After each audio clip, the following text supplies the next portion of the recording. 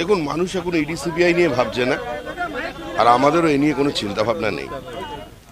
মানুষ সিদ্ধান্ত নিয়ে ফেলেছে যে তারা তৃণমূলকে সরিয়ে দিচ্ছে এবং তৃণমূল চলে গেছে। হিন্দু মুসলমান সবাই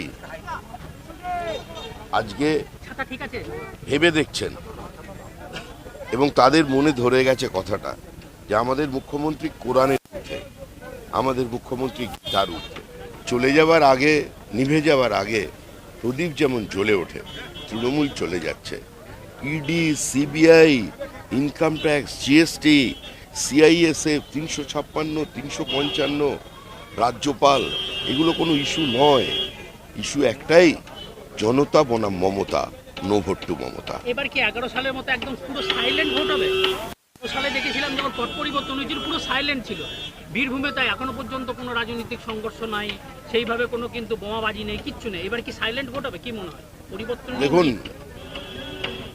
সাইলেন্ট কি লাউড সেটা বলতে পারবো না, কিন্তু পরিবর্তনের দৃশ্যমানতা আছে। আপনি এই র্যালিতে দেখেছেন যখন বীরভূম জেলার মাটিতে দাঁড়িয়ে ব্যবসাদার, দোকানদারেরা পর্যন্ত নির্ভয়ে বেরিয়ে এসে হাত নাড়ছেন, ভিক্টরি সাইন দেখাচ্ছেন, এগিয়ে যাবার কথা বলছেন। তো পরিবর্তন তো হয়ে গেছে। বীরভূমের মানুষ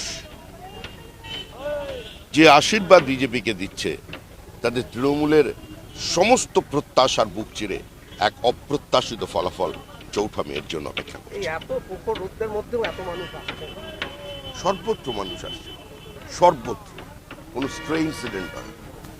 কুচবিহার থেকে কাকদ্বীপ, পাহাড় থেকে সাগর, দার্জিলিং থেকে আসানসোল, যেখানেই যাচ্ছেন মানুষের ঢেউ। মানুষের একটাই বক্তব্য, ভোটটা দিতে পারবো তো, খালি ভোট কেন্দ্র পর্যন্ত পৌঁছে দিন, আর আপনারা গণনার সময় ঠিকঠাক লোক বসান। এটা হচ্ছে মানুষের ন্যারেটিভ। লাভপুরের একদম প্রত্যন্ত গ্রাম, সেখানে একজন তৃণমূল নেতা হুমকি দিচ্ছে যে 50টার বেশি ভোট যদি বিজেপিতে পড়ে তাহলে পিস পিস করে দেওয়া হবে। সব বলে, বাচ্চা ছেলেরা কত কথা বলে। অবুঝ শিশু তো বাপকেও লাথি মারে, তা বলে কি বাপের জাত যায়? দিদি বলছে গণনাতে কারচুপি হবে, গণনাতে কারচুপি। ওনার কথা কেউ শুনছে না, ওনার কথা কেউ শুনছে না, ওনার কথা আর কেউ নিচ্ছে না। আর ওনার ব্যাটারি পুড়িয়ে কোনো লাভ নেই, সব শেষ, তৃণমূল চলে গেছে। দাদা, শেষ প্রশ্ন, যে সেন্ট্রাল ফোর্স, প্রতিবার আমরা দেখেছি সেন্ট্রাল ফোর্সের যে অ্যাক্টিভিটি থাকে বেলা 3টের পর চেঞ্জ হয়ে যায়। হ্যাঁ, তখন শাসক দলের যারা থাকে। এবারে একটু দেখুন না, এবারে একটু দেখুন, বাড়াবাড়ি করলে সেন্ট্রাল ফোর্স অনুরাগের ছোঁয়া ঠিক জায়গায় দিয়ে দেবে। এবার ওই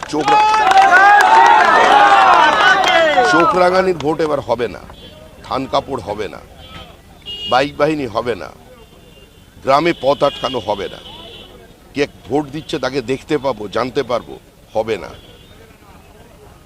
বুথের ভেতরে সিসিটিভির ওপরে দুপুর 2টোর সময় আঠা লাগিয়ে দেওয়া হবে না, আটা দিয়ে বন্ধ করে দেওয়া হবে না।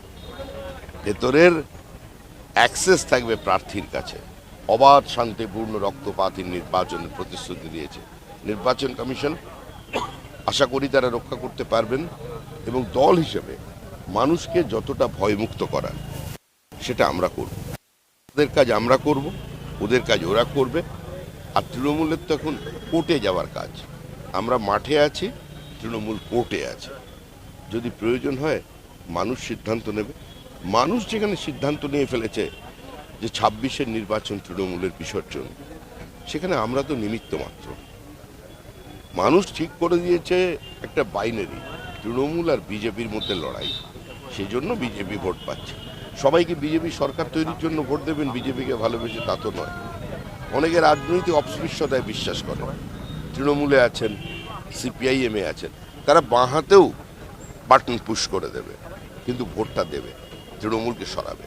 তৃণমূল সরবেই, তৃণমূল সরে গেছে।